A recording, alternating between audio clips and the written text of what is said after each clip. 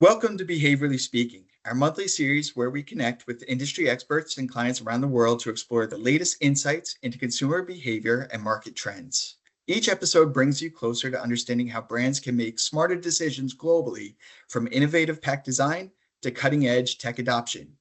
This month's guest is Lori Herman, Director, Insights and Analytics at North American Ventures at Mondelēz.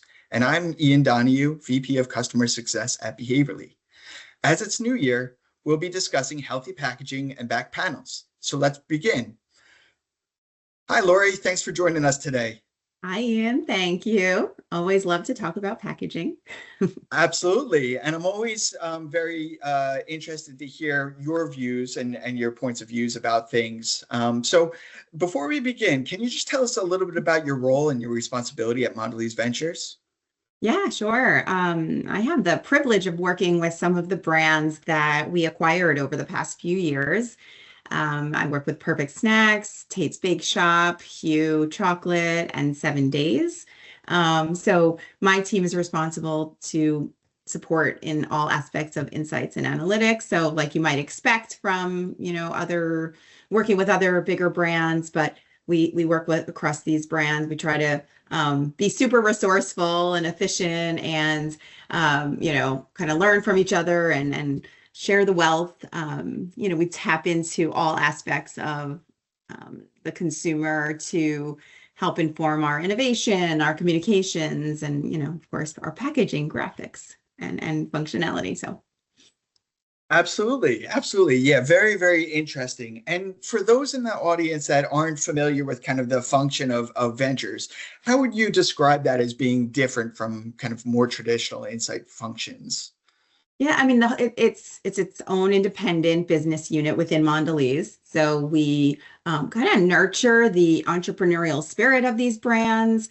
We talk about having the best of the big, so the best of what big Mondelēz can bring to these businesses and the best of the small. So ensuring, like I said, we're taking the magic that created these brands and we nurture that and, build upon all of that.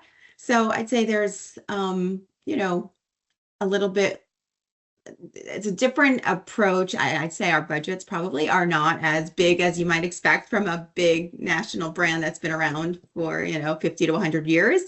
Right. We have shifted a bit. We used to do things a little bit more, gut instinct, but now we've applied quite a bit more, rigor to the work we do from an insights perspective, really ensuring that the consumer voice is fed into all of the decisions that we make. But there is a degree of speed and agility that allows us to, make decisions a little more quickly and get to market sooner, than we might otherwise. Right, right. No, that makes perfect sense. Now, when it comes to connecting with your consumer, not from a research perspective, but actually as they're shopping and engaging with your brands, for instance, with the packaging, how do you go about deciding the type of story or information that you need to deliver to your consumer to help them, familiarize themselves with your brand and really make a positive choice to select you over kind of other options? Yeah, I mean, we talk to our consumers through many vehicles. We eh, do lots of traditional type of consumer research, quantitative research, where we're exposing them to lots of different elements and components, of what we're trying to understand. Also, just I'd say getting just into the mindset and getting a better understanding of how these products really fit into consumers' lives. I think that's really important. What are you delivering or what job are you doing for these consumers? So, I think the question was, how are we doing? It's probably pretty traditionally, but again, using lots of different resources and tools that we have at our fingertips. Right, right. So what are the kind of, is there any uniqueness about the approach that you take versus types of other kind of more traditional or more the bigger brands that you're mentioning earlier? Yeah, I mean, I don't know that it's super unique, but I recently we found a ton of value in, doing some in-store work, some shop-alongs with the consumer. Again, it's been done for quite a long time, but for some of our brands, it's really important to, first of all, see the competitive set to really Mhm. understand what our brand looks like relative to the sea of other bars or chocolate or cookies. And, also some of our products, our packaging has some elements or attributes about them that are, really critical, we think is helping drive some of our equity, but, to be able to stand there with the consumer and kind of compare and contrast and talk through those things, it really helps us understand what's really important. Yep. So I think that's really, going beyond the screen, I think is really important. And even in some traditional qual, live qual, now that we're kind of back in those facilities, it's really invaluable to be able to, put a mock-up or a prototype in front of them and let them, feel and taste or whatever the objective might be. So. Right, right, of course. And you were saying some of those, so absolutely heard you about, understanding that competitive set and kind of, not kind of working within a vacuum and just kind of focusing on just what your brand's doing, but also how does it relate to the other brands in the set, that's critical. Yeah, for sure. What other things do you think is really critical in understanding or highlighting the type of message that you want to portray for the brand?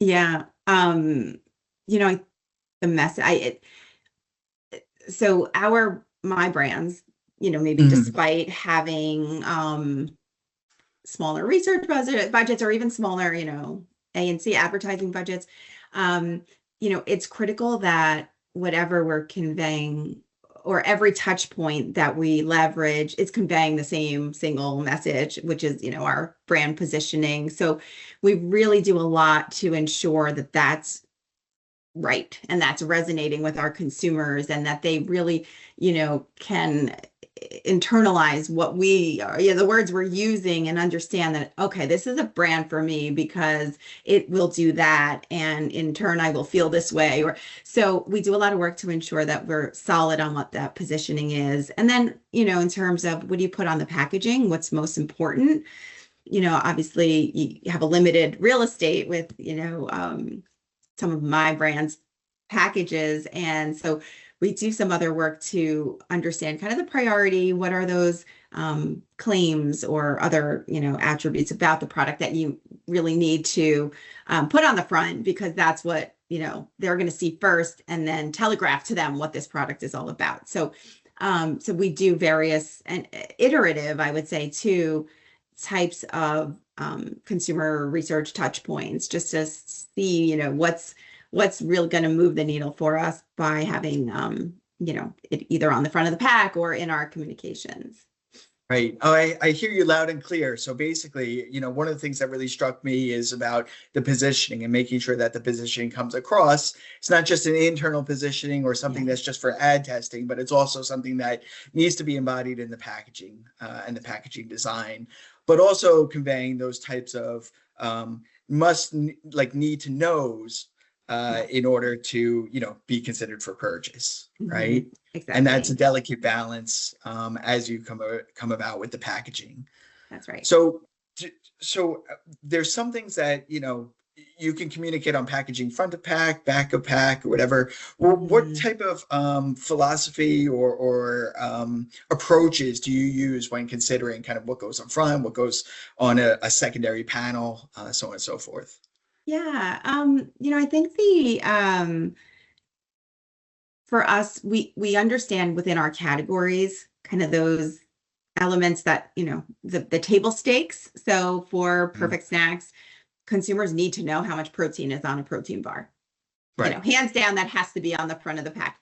We also seem to, the work we've done, we think it's important, probably more so for, what I call better for you brands. They want to know the presence of positives, so again, how much protein, whether it's organic, does it contain other ingredients that are going to cue benefits that consumers are looking for? But they also want to know, important things that it doesn't contain. So it's not high sugar or doesn't contain artificial ingredients. So, with that combination of those critical kind of table stakes category norms, we know that's got to go on the front. The back of the panel, we feel like is where you have the opportunity to convey more of the personality. For some of my brands that are newer, the origin story, like consumers really want to know where these products came from and who's behind them, and to be able to really connect on a more like personal level, almost feel like, oh, I know that family because, they read their story on the back of the pack. So that's where we kind of reserve that. But then anything on the, on the displays or the shippers, and it's got to kind of tie together. So our teams do a really great job of, kind of ensuring that those key elements show up there in a cohesive way. I'm like almost designing like the way it looks. with your hand motions, yes. really depicting, and it's a very visual type of construct, right? Yeah. Yeah, that's wonderful. So basically you've got your nutritionals, and I love the point that you make about not only what's in it, but what's not in it. And that's really important for kind of, health-driven consideration, right? Yeah, for sure. Is what it doesn't include. But then you also talked about the brand origin story and having that to really set it aside from kind of another type of bar or another type of, product in that space. Exactly. Yeah. Exactly. Yep. Yeah. Excellent. So, so thinking back, I mean, what type of advice would you give to, other people that really wanted to, portray their packaging or their product as a healthy alternative to some mainstreams? What kind of guidance would you give to them? I mean, there's probably some considerations for any products, because I think we live in a world right now where there's just so much information available to you that there is actually just a benefit of keeping it simple too. And that's where really understanding what's going to most motivate your consumer. And, maybe it's you have 3 things you could put on the front of the pack that's going to, help them really understand that unique benefit or that incremental product benefit it's going to give you. But, consumers just want to know what they're buying too, right? So it's got to be super clear what the product is. I mean, that shouldn't have to even be said. What the flavor is. It's got to be super clear to them that they can really start to almost taste what it will taste like by understanding that. But keeping it kind of simple. I do see a lot of products out there that launch with really fanciful sounding names and flavors, but all of the work I've ever done over the past many, many years say that consumers just need to know, like, just be clear, be specific. But also then on top of that, make sure you're hitting on those like 2, 3, maybe at max 4, different claims or product attributes that are going to help them understand again how it fits into their lives.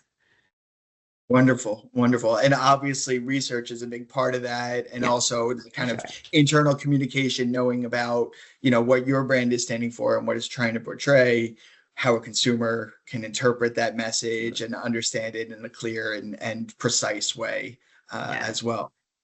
Exactly. Yes. I mean, I wouldn't be doing this job if I wasn't super passionate about learning from the consumer. And, I've had the opportunity in, the years I've worked for Mondelēz to work on the bigger brands and now work on the smaller brands. And, we're not, just making those gut decisions anymore on these smaller brands. We are bringing in the consumer voice.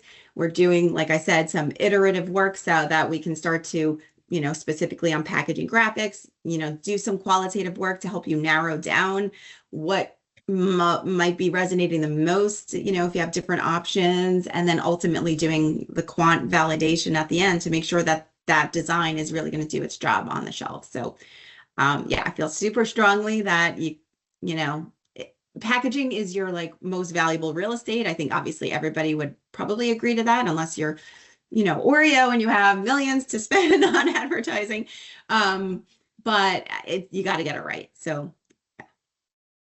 Yeah. Well, wonderful. I really learned a lot today, Lori, and I always admire your dedication. Helping these brands grow, listening to the consumers, making very kind of strategic decisions, and laying that kind of plan and that learning plan together. And I learned a lot from you always whenever we speak, but again today it was really wonderful connecting with you, and I really thank you a lot for your time. So for everybody else, Yeah, exactly. So it was a great way to start off the year. Obviously, we're all kind of making our healthy decisions, right? And so be sure to, check out Lori's set of brands. They're wonderful. They taste delicious. They're really fantastic. So I want to thank Lori, and I want to thank all of you for joining us today. Please do stay tuned for next month's Behaviorally Speaking. But that's enough for today. So thank you very much, and goodbye.